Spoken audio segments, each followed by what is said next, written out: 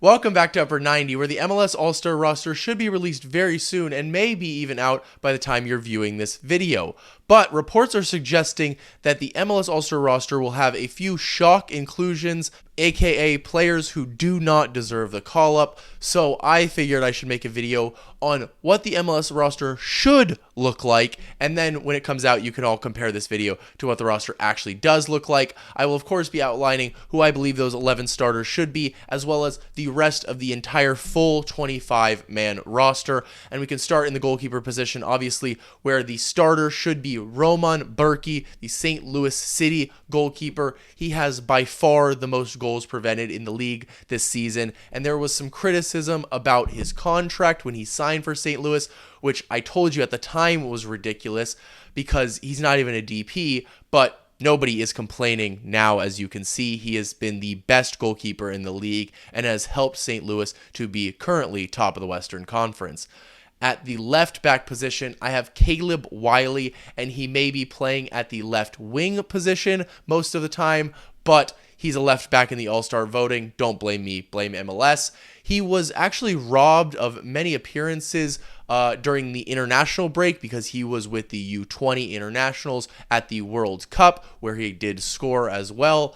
And I do get that there are some fantastic fullbacks in the league, and there can be many debates over who this starter should be. And I really do believe that this left back position is the strongest position in the league outside of attacking midfield. So I get why some of you will disagree with me on this one, but wait for the backups and yours will probably be there. In the center back position, I have Jack Mayer. And to me, center backs are always the hardest and most controversial picks in the All-Star team or even a team of the season because it's going to be heavily based on your eye test because stats aren't very useful for center backs, which also means that you're likely to favor the teams or the players that you watch the most. And that is exactly why I know Jack Mayer has been the best center back in MLS so far this season because I watch Nashville as much as I can, but as you likely know, I cover LAFC and therefore I focus slightly more on the Western Conference. Still though, whenever I watch Mayer in Nashville, he is standout, absolutely stellar, and though stats don't mean as much for center backs, his are also very good. This pick also says a lot though because when you're looking at Nashville, his partner at center back is the two-time MLS Defender of the Year, Walker Zimmerman, and I have opted for Mayer over Zimmerman simply because I think he's been the better center back this year. To partner Mayer in that center back, I have gone for Yerson Mosquera, the Cincinnati center back, and they haven't just been the best team in the league because of their offense, but they have also been very solid defensively. Mosquera is a ball-playing center back. He's really good with the ball at his feet, contributes with a goal here and there as well, but he is really just the complete package in everything that you would want from a center back. Dominant defensively, aerially, on the ball, whatever you want from him, he will provide.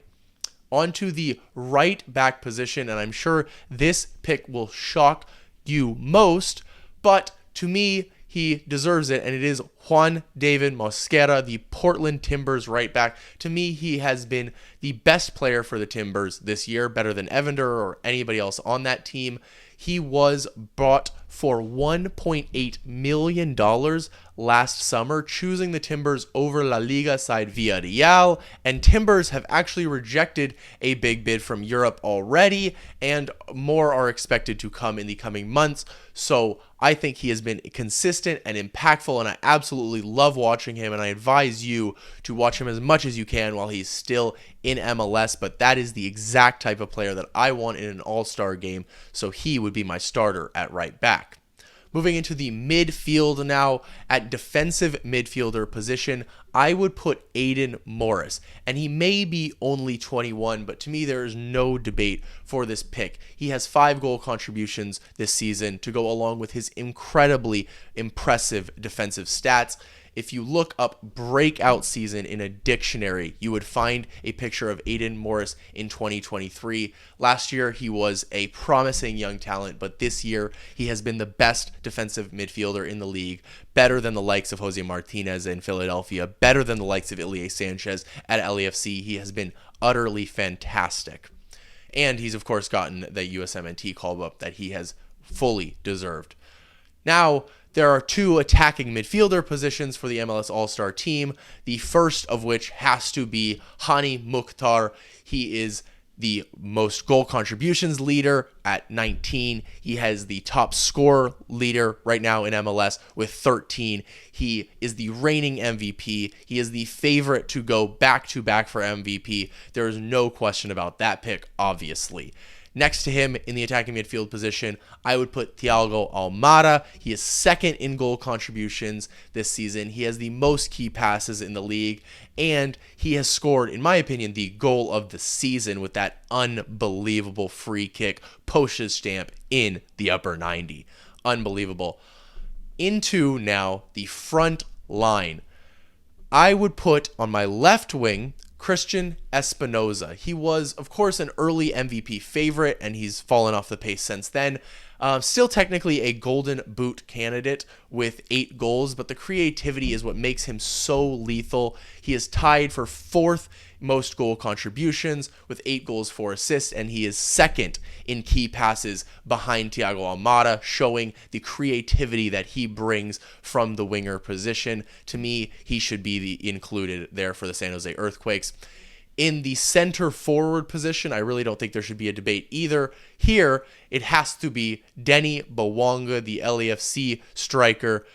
He is the second top goal scorer right now behind Mukhtar. He also won the CCL Golden Boot, but he has also, missed games on international duty and due to the CCL and other competitions that LAFC have been in. So he has only played 4 fewer games, I believe, than Hani Mukhtar. He has scored nearly 50% of LAFC's goals. He is their key man. It used to be Carlos Vela. It is now Denny Bawanga. He needs to be starting in that number 9 position, and he would actually be the captain of my all-star team over Hani Mukhtar. Maybe that's a little bit of LAFC bias. Maybe Hani Mukhtar has already got his plaudits, and I think Bawanga should start to get his. On that right wing position, and the last starter in my MLS All-Star team would be Jordan Morris. He has scored 8 goals in those first 6 games of the season, got off to an unbelievable start, and although he has only had 1 goal since, he has still already hit a career high goal tally and is technically still in that Golden Boot race. He absolutely deserves to be a starter for this MLS All-Star team. So there are my starters. You can let me know if you agree with those, but we're not done because we have to move into the backups, where we will go through the rest of the 14 players that I've added to my roster, starting with the 2 goalkeepers in Joe Willis, the Nashville goalkeeper, and Georgi Petrovic from the New England Revolution. And I'm not going to spend too much time on these goalkeepers because if you disagree with these two, to me, you might be watching a different league than I am. But one of these guys will be missing out due to Wayne Rooney, of course, the MLS All-Star coach, reportedly deciding to bring Tyler Miller, his DC United goalkeeper, who is obviously undeserving of being brought to the All-Star game. But that's exactly why I'm making this video, so we know what the All-Star team should have looked like versus what it will look like. In my backup left back position, I brought 2 left backs. As I said, one of the most strong positions in the league, and for that reason, there have to be 2. Alvaro Barrial has to be making this list. Of course, he is more of a wing back, doesn't do as much defending, but undoubtedly one of the best, and probably the best wing back in the league for sure. But if you want a more defensive, more true left back, I would go for John Tolkien. This position is so deep that, like I said, a lot of people have John Tolkien starting in their left back position. And if you have, that is completely fair. All 3 of these guys could be your starter, but all 3 of them, for me, have to be on the roster at the very least. Hey, if you're looking for MLS content on YouTube, this is the channel for you. So hit that subscribe button and join the Upper 90 family. All right, back to the video. And into the center back position for my backups, I have 2 there. Both of them will be coming from the Western Conference, the first of which is Yeimar from Seattle Sounders, who has been rock solid in Seattle's defense, leading them to the most clean sheets in the league this season with 9. Next to him, I would have Kyle Hebert. He plays left back and center back this season, so his versatility has actually really helped St. Louis this season. I think he's been incredible in both positions, but of course, he is listed as a center back in this All-Star voting, so that is where he will be put. And I honestly think he's been the most underrated piece of their very obviously successful season thus far. Onto the right back backup, I have Brooks Lennon. You just have to include him. Most assists for a defender thus far this season. Now we move into the midfield, where once again, I will have a ton of players here because it is the strongest position in the league. But one of the problems with All-Star voting is that the midfield construction that MLS gives you is one defensive midfielder, aka a 6, and 2 attacking midfielders, or 2 10s. I believe, though, it should be a 6, an 8, and a 10, because that would change the All-Star voting, because I would have put this guy, Edward Lovin, in my starting number 8 position. But he is an 8, he's not an attacking midfielder. Thiago Almada certainly deserves the nod over him in an attacking midfield position, but should it be a box-to-box number 8 position, I would pick Edward Lovin, who to me is the best box-to-box midfielder in the league. He is actually injured at the moment, though, so he would probably not be able to play in the All-Star game anyway and would need a replacement due to that. But if he were able to be fit and ready to go, he would absolutely be on my roster. I think he is unbelievable and doesn't get the recognition that he deserves. Now into the attacking midfield position, because there are just so many of them. First up, Carlos Gil. Goal contributions are more spread out in New England, but he still, racks up those. It's just his overall play, though. Everything in New England flows through him. He is the best player every single game for New England, and they're just a completely different team without him. Look no further than the LAFC game earlier this season where they got smacked 4-0 when he was not on the field. So Carlos Gil absolutely has to be on this roster. I'm sure he will. One of these backups that I'm sure will make it. Another one that I'm sure will make it from these backups is Luciano Acosta. Also up there in goal contributions this season, playing for the best team in the league and leading them to the lead in the supporter shield right now. They have been unbelievable, really, and it doesn't really seem like anybody has a chance of catching them right now. They're so far and away, and Luciano Acosta is one of the main reasons why. An absolute lock for your All-Star team.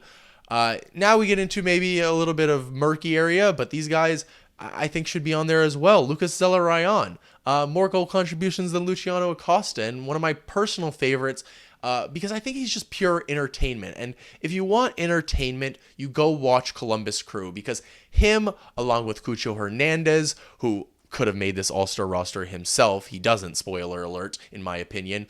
But just their play out of the back style with Wilfred Nancy, whether it produces the beautiful football or they fail to play out of the back and they concede a lot of goals. There will be a lot of goals in Columbus's games going forward, or conceding both ways. Pure entertainment for them.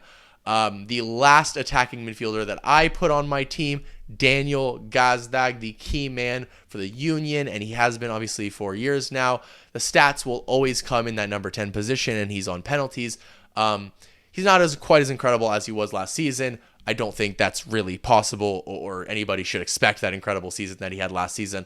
But I think he still does sneak into this MLS roster, or at least he should. Again, we will see what happens. That leaves me with 2 spots left for my front 3, and I will just pick 2 strikers because, of course, you could move players like Denny Bouanga into winger positions. The first striker has to be Georgios Giacomakis, to me, tied for that 3rd top scorer right now, and was my newcomer of the year prediction before the season started, looking like a fantastic pick and really a lock midway through the season.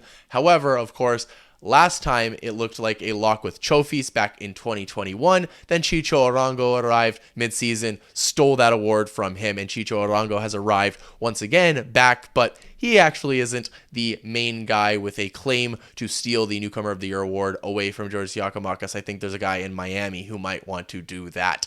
The last player, though, that I will put on my list is Jesus Ferreira, the FC Dallas striker, and while he is tied for Giacomakis with goals, what sets him apart from maybe a Benteke, which I might think would get on this list due to Rooney, is the importance of Jesus Ferreira's goals. He has 6 go-ahead goals this season for Dallas. That is so important in finding results for his team, and that is, to me, what should make you an all-star. So those are my all-star picks, my 11 starters, my 14 bench players, but there are so many incredibly talented players who are having great seasons that I didn't name. Let me know, please, who you think that I missed and what your all-star ballot looked like in the comments below. Thank you so much for watching. Don't forget to like and subscribe, and I will see you next time.